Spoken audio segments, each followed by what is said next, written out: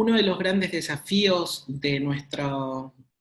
eje es poder incorporar las experiencias de vidas trans, travestis, nuestra corporalidad dentro de los desafíos de un sistema que no está pensado para nosotros, principalmente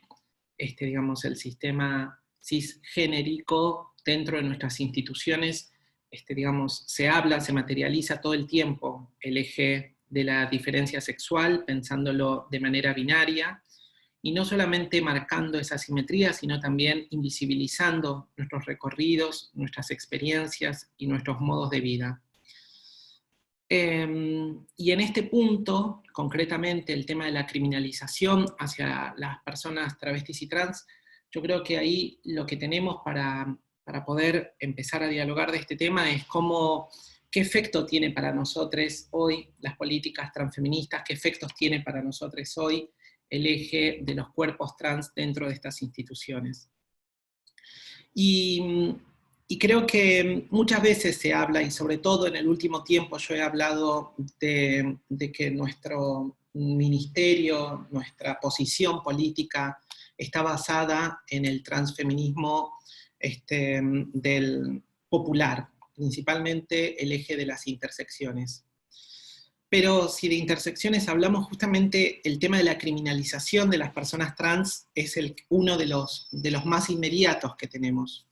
No solamente porque en términos poblacionales todos los estudios sociales dan cuenta de que efectivamente las personas trans somos un grupo poblacional altamente criminalizado, sino también por la sistematicidad de esa criminalización, de esa práctica de abuso y violencia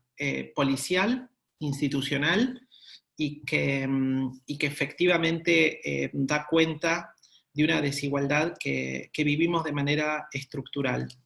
Se ve tanto en los modos del trato, pero también se ve en los modos en que se operativizan las instituciones, en el modo en el que se conciben y en todas las, digamos, teorías, ciencias auxiliares que constituyen el campo de la justicia y la justicia en términos más amplios. El año pasado tuve la oportunidad, y una mención importante es que justamente el tema de las intersecciones en clave de políticas públicas también es una marcación importante para ver en qué situación nos encontramos. Y de eso es lo que quisiera intervenir en lo que sigue. El año pasado tuvimos una jornada presencial, pensada también en los mismos ejes, donde yo señalaba el carácter antipunitivista que levantamos como bandera y decía en voz alta una convicción también, insisto, una convicción militante que amorosamente fui aprendiendo y concretamente tenía que ver con la derogación de ley de estupefacientes. Hoy en la función pública también siento que efectivamente como funcionaria veo que la dimensión sobre la complejidad de la criminalización hacia las personas trans es mucho más compleja que esta prerrogativa de la derogación de la ley de estupefacientes. Nosotras, como ustedes sabrán, y digo como ustedes sabrán porque fue muy, muy público, hace un par de semanas se aprobó en Argentina el decreto de cupo trans,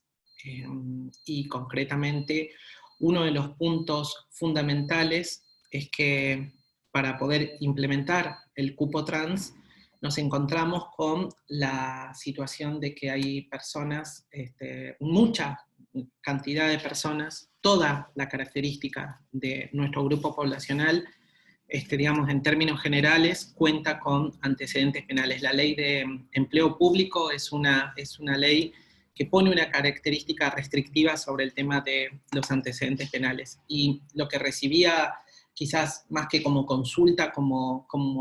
una interpelación política, era, bueno, digamos, más vale que entren las compañeras que tienen antecedentes penales también, las migrantes, como conociendo la ley de empleo público, y señalándome la vara que teníamos que atravesar a partir de esto. Por supuesto, sabemos que ese es uno de los temas fundamentales. Quizás el decreto que marca que al menos el 1% de la población trans, digamos, no llegue como decreto, como tal, a modificar la ley de empleo público. Quizás para eso necesitemos que la ley de cupo trans, que se está debatiendo hoy en el Congreso, también pueda tener en uno de sus artículos la derogación de ese capítulo tan discriminatorio, estigmatizante, tanto en términos de la migración como del tema de continuar creando nuevos estándares de estigmatización y exclusión para las personas que se encuentran con, digamos, a partir del inicio de un proceso judicial, se encuentran, digamos, limitadas en el ejercicio de otros derechos. Y en eso, buscando las estrategias, caemos también en cuenta que no es solamente la ley de empleo público, sino también la ley de reincidencia la que genera esa enorme estigmatización. Uno de los puntos importantes es saber que efectivamente bajo la ley de reincidencias hay un registro que tiene que declarar por 10 años si es que más allá de que se haya concluido el proceso penal o no. Y siento que efectivamente son temas pendientes también que podrían de resolverse, llevarse adelante, digamos, un mejor acceso, una mejor situación sobre las personas trans puntualmente, pero creo que sobre toda la población que vive la criminalización, y me parece que justamente son estrategias quizás de ordenamiento jurídico que deberíamos trabajar en conjunto, señalar y aportar. Y esto es algo que no lo he visto en muchos de los espacios en los que hablamos sobre nuestras posturas antipunitivistas. Y creo que hoy, atravesando justamente la función pública, cayendo en cuenta de cómo funcionan todas estas normativas de modo coercitivo, para impedir, para limitar el ejercicio de derechos fundamentales, como en este caso el acceso al empleo, que realmente, digamos, entra en colisión respecto a lo que es digamos, nuestra iniciativa por contar con políticas públicas que tengan, digamos, como destinataria a la población trans. Y en eso, sin duda, es un desafío muy grande para nuestra subsecretaría, pero creo que en un sentido más amplio para nuestras militancias, poder pensar y considerar también los límites y la frontera que se establece a partir de esta perspectiva antipunitivista. Creo que a la vez también, tomando contacto con todos los temas vinculados a la criminalización de las personas trans, es impresionante que, digamos, para mí también fue un año de muchos aprendizajes que creo que quisiera compartir también con ustedes. Tiene que ver con el tema de las personas transmigrantes, que son principalmente destinatarias de las políticas de criminalización en nuestro país. Sabemos que hasta previo a la pandemia, previo a la cuarentena, previo a la prisión domiciliaria, en Ezeiza se alojaban principalmente personas transmigrantes que no se encontraban condenadas, sino con un proceso penal abierto, y que ese proceso penal abierto se caracterizaba por ser mucho más largo. También en este espacio de alfabetización que yo estuve y estamos transitando, sabemos que no solamente se trata del decreto de Macri, sino también que hay una valoración distinta para las personas que se encuentran con causas vinculadas al delito de drogas, de estupefacientes, para las dispensas del Estado. Y esto también es un eje que hay que abordarlo, porque las dispensas del Estado para la tramitación de la documentación o la residencia en Argentina es fundamental, digamos, tener una consideración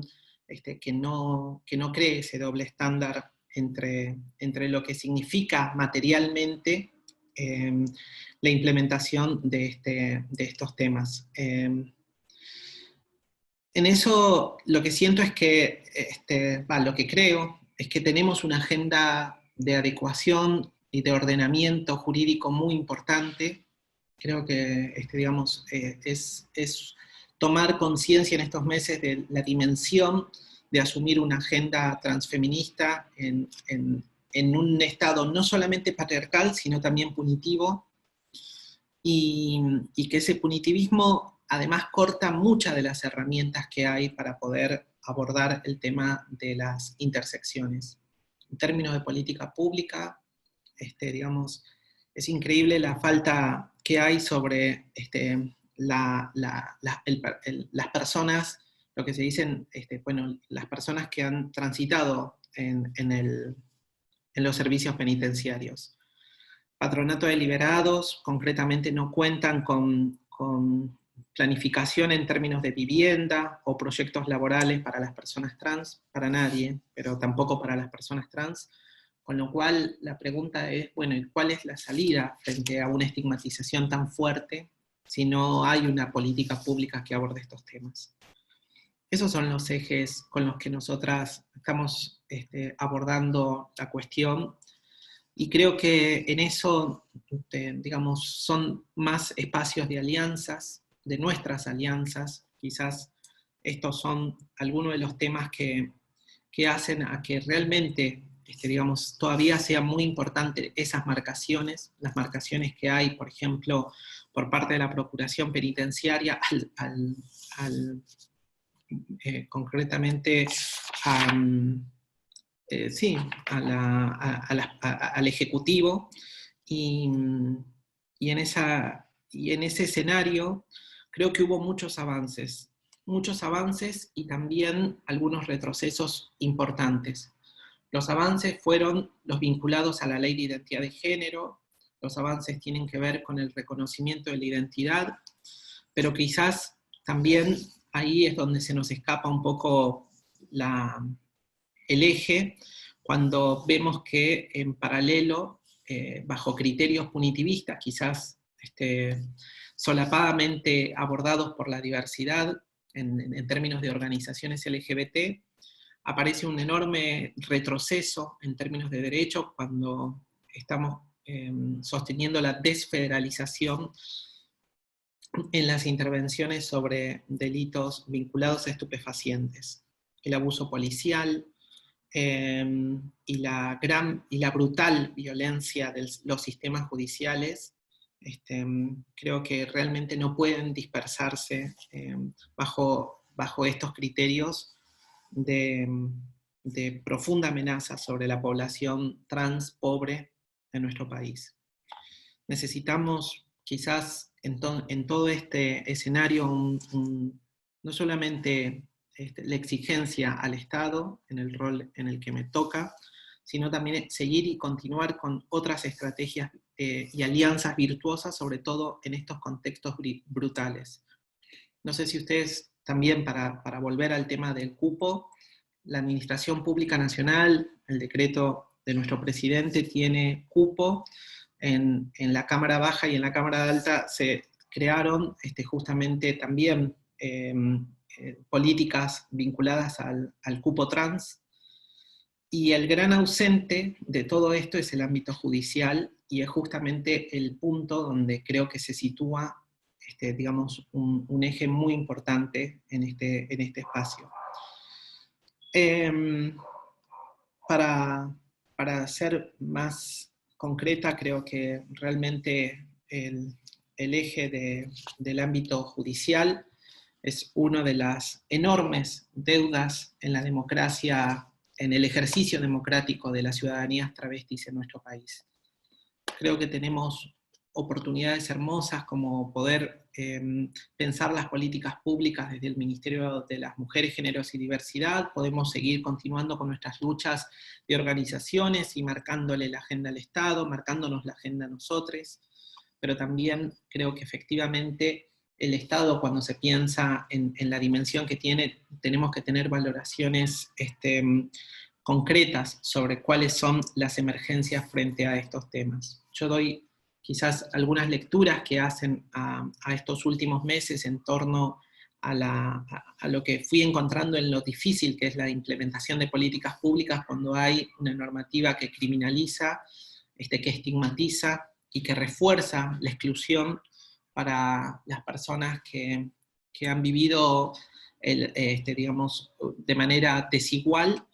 una intervención dentro de lo que son los ámbitos judiciales y las causas vinculadas a la ley de estupefacientes. Y creo que esa agenda debe nutrirse en digamos, con esas texturas. Pero además, creo que, digamos, en términos de demanda, sin duda, y me sumo a esto, a las luchas colectivas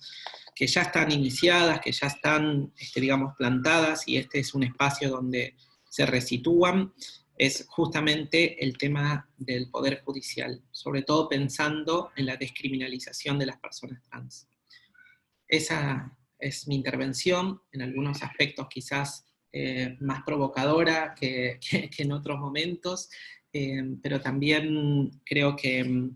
es necesario, que es urgente, que contemos no solo con políticas públicas, sino también con un ordenamiento jurídico y poder señalar justamente esta enorme raíz de nuestros temas de criminalización que involucran necesariamente al Poder Judicial.